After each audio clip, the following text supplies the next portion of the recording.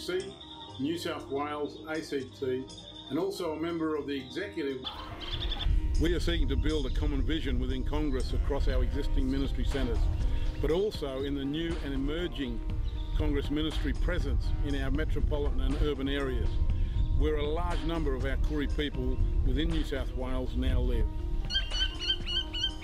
We are also seeking to engage the wider Uniting Church in this common vision by working with particular UCA congregations and presbyteries where there is energy and commitment to recognising the unique place of First Peoples and to conducting effective ministry and outreach to them in the places where they live. So what we are seeking to do is build people rather than build Congress. We will focus on helping people to connect with others who are already doing things and are passionate about creating change within their families, networks and local communities. But we also need your help, and we will be seeking out new ways of working and partnering with other agencies, community groups, UCA congregations and presbytery leaders who have a special interest in working for the empowerment of Koori people. We also need to undertake some grounded theological exploration that comes out of our ministry practice as we seek to follow Jesus' example of mixing with the difficult end of town. This is not some academic exercise, but real life praxis, reflecting on and learning from our lived ministry experience. It's about building people's capacity and vision and working together in God's interest. Ongoing dialogue with presbyteries and congregations to explore new and flexible ways of mentoring and nurturing the new group of Aboriginal leaders who will merge is essential. This dialogue has the potential to create significant change, not only within UAICC but also within the wider Uniting Church, as together we seek to become more outward focused rather than inward looking.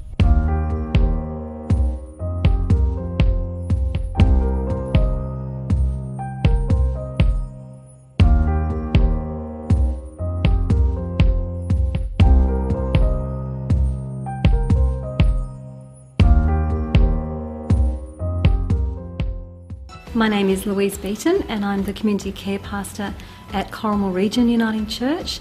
So I oversee pastoral care, but also a very big part of my job is recognising people's gifts and skills and trying to use those in mission and to connect further with the community.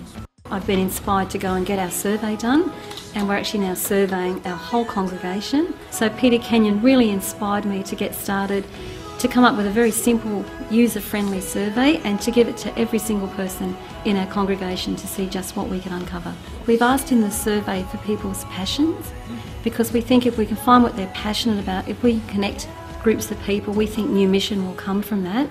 It's so exciting. We've only really got a handful of surveys back, but already we have a mental health expo coming up in a few weeks, and I was going to do all the marketing and promoting, and I found out that I have someone with a degree in marketing who's offered to contact papers, write stories. I know I also have a journalist, an ex-journalist in the congregation, which is fantastic.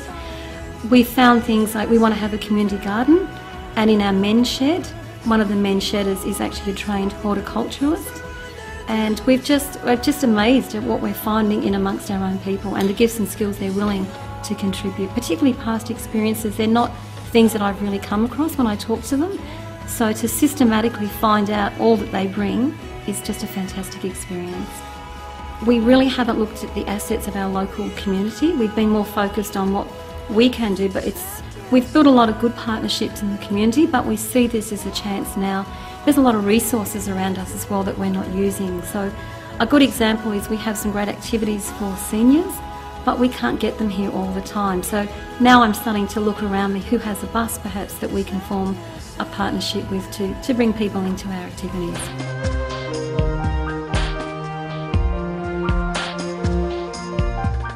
One of the unique things about parish missions is that they have congregational life, like the congregational life of any congregation, in worship and all the things that they do, pastoral care and having meals together and all those sorts of things, as well as the focus on evangelism in working with people. And I think evangelism in this age is not the big events of a previous era, but it's more of one-on-one, and it often goes hand in hand with social transformation. So as we provide a meal for someone and talk with that person, so there is a sharing of faith, a conscious sharing of faith with that other person, and sometimes that will lead to people finding themselves coming along to this particular church or to other churches.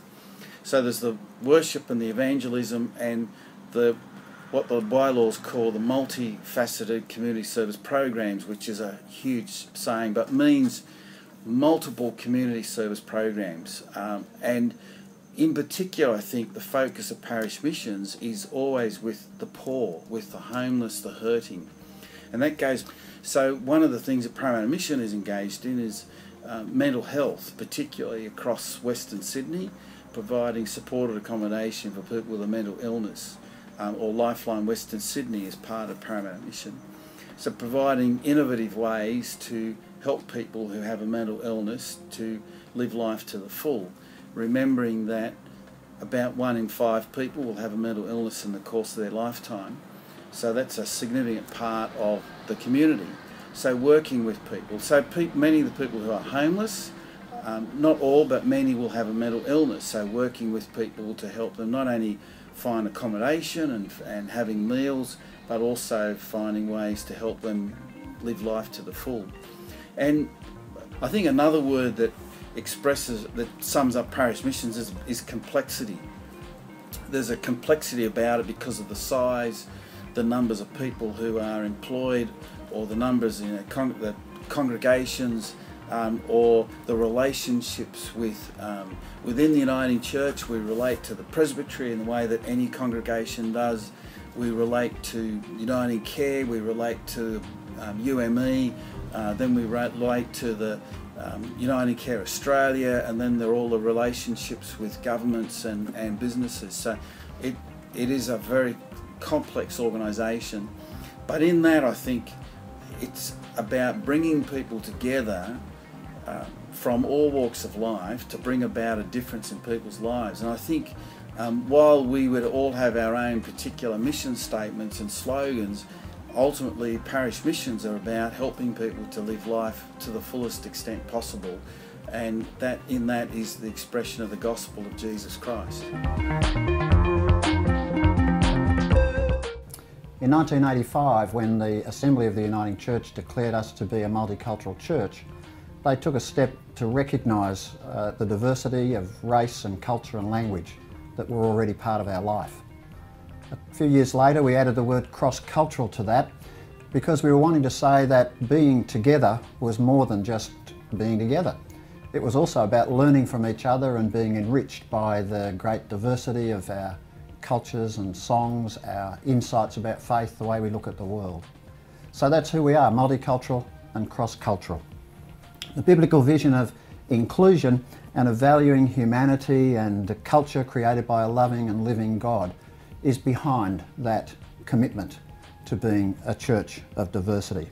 It needs to be continually nurtured. And that's a journey that's both exciting, it's challenging, it's sometimes confronting, but it's a journey and a ride that's extremely rewarding.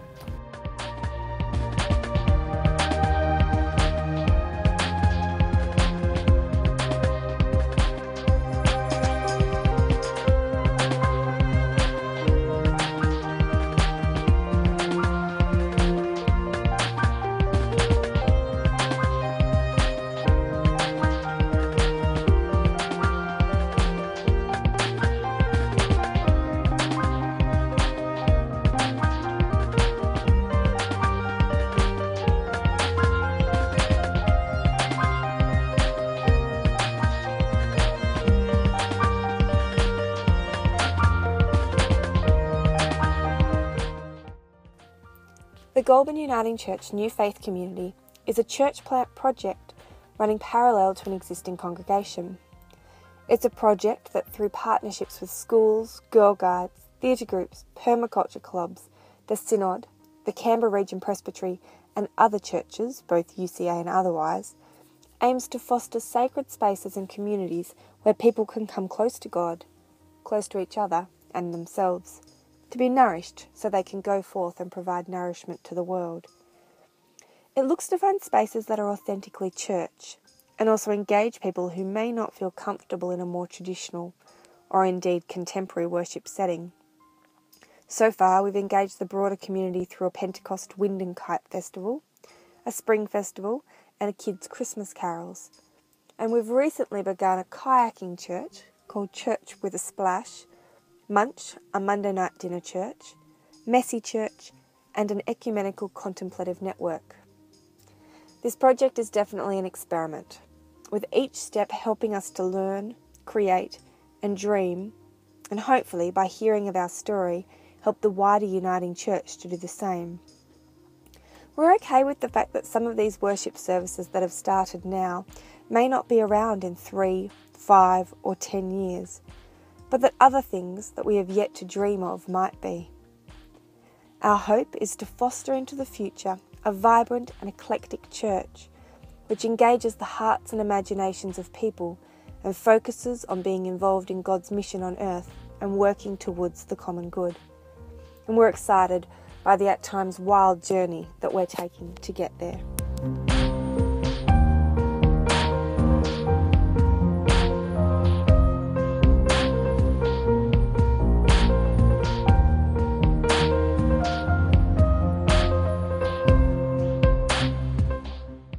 There are many challenges facing the church today, and if we stare too long at all the challenges, there's a danger that we might get hypnotized by them.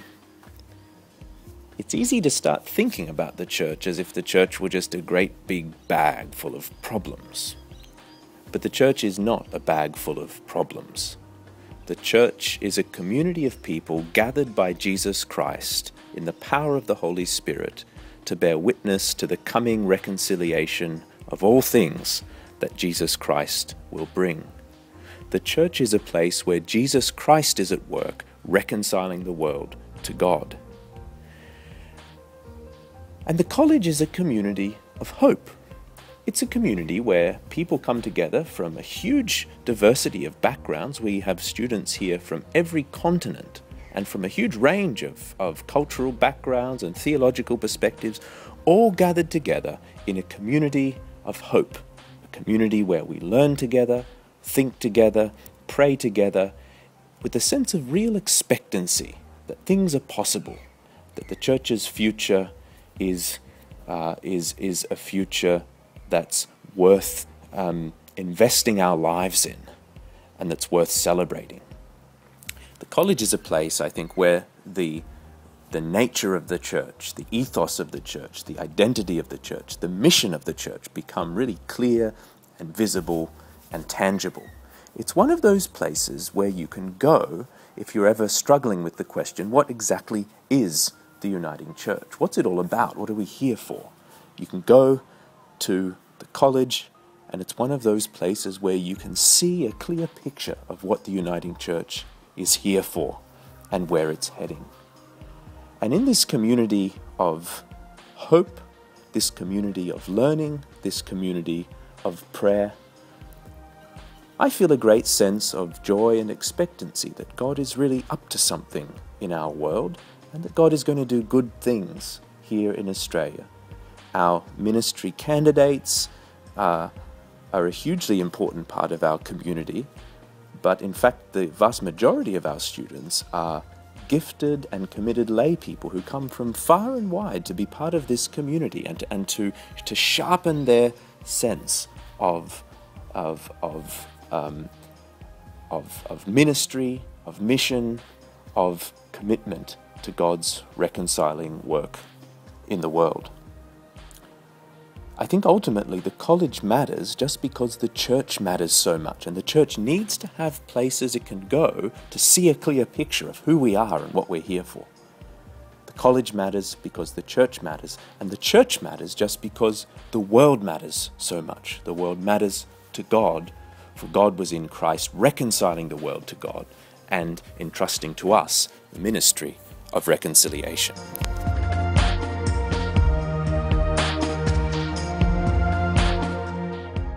At At Sydney Presbytery, we're grateful for the partnership with UME's Relationships and Resourcing team to help equip our congregations for ministry and mission.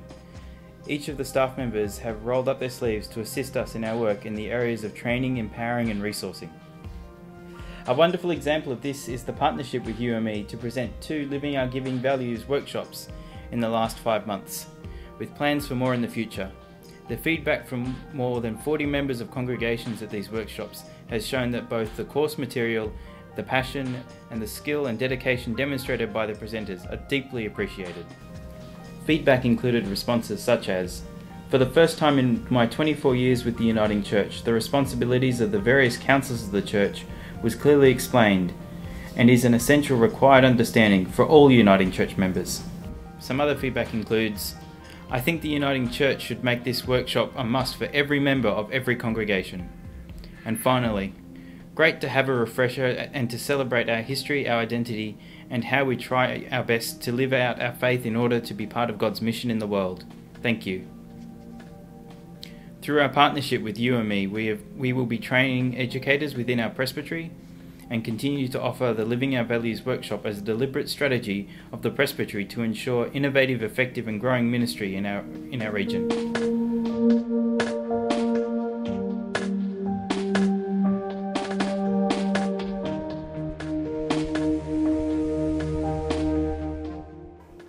I'm Brenda Taimoni, a mission worker at the University of Western Sydney.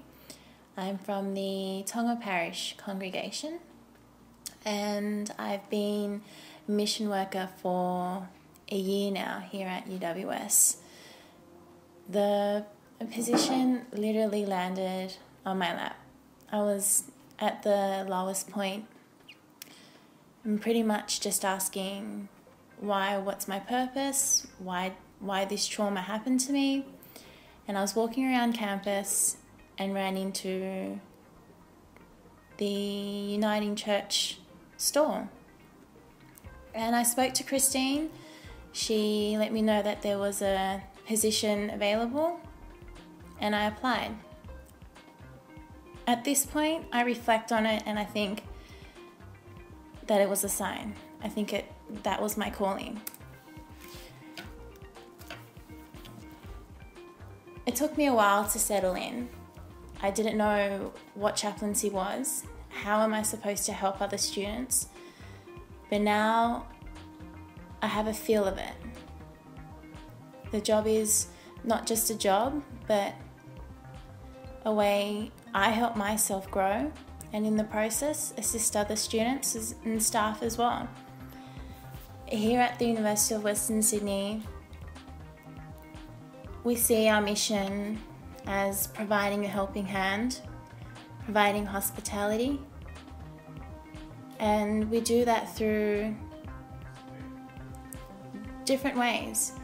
We run exam breakfasts, conversations which is about connecting faith and vocations. I think having chaplains and missionaries at uni is really important to help guide and keep students' faith strong through the struggles that they go through in uni, as it can be a really tough time and a struggle.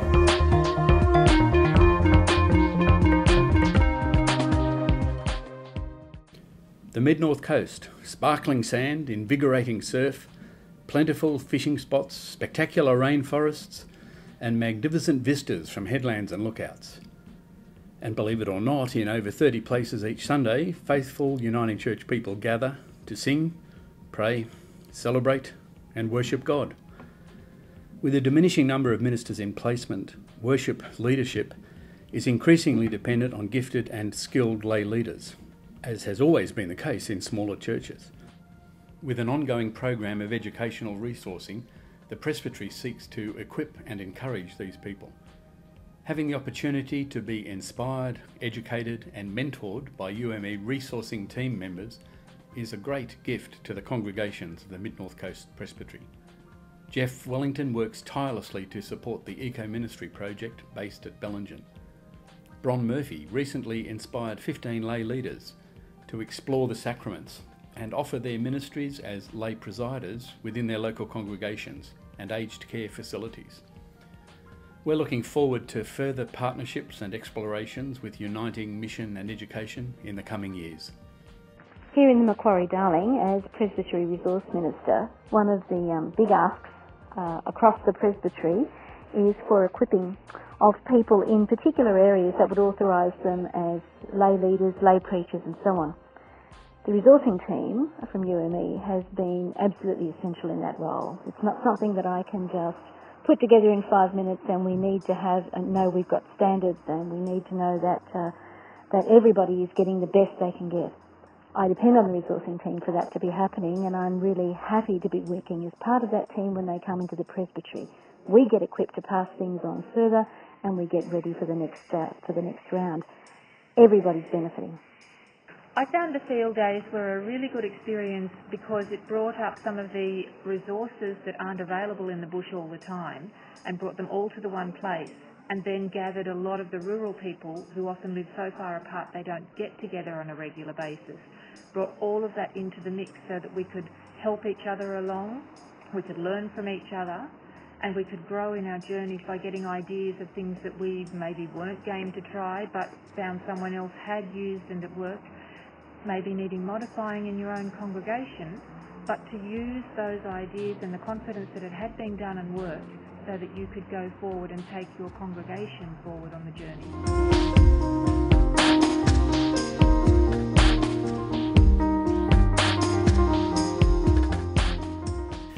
My name's Melise Sutton. I am the very, very proud manager of Margaret Jerd College in Newcastle.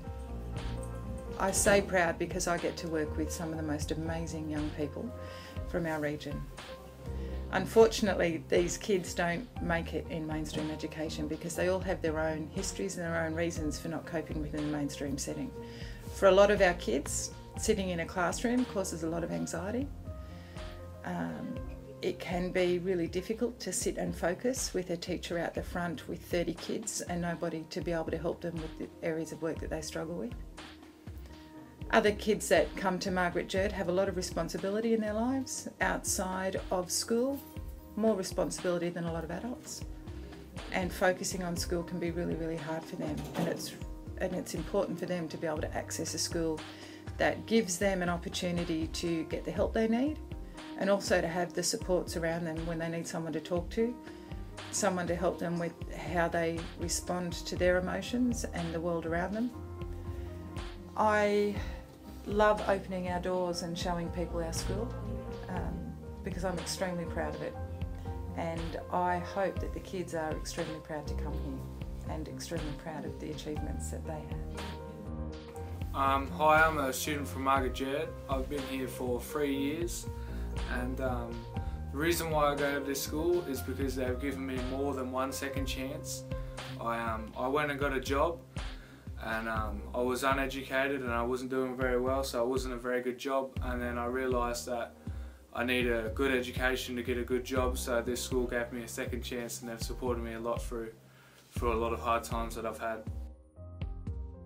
That's like the best thing I think about here, because like I'm learning about something that I like doing. And you're learning to learn. Yeah, I'm learning to learn about myself and what I like doing, and it's not sitting at a desk and writing all day.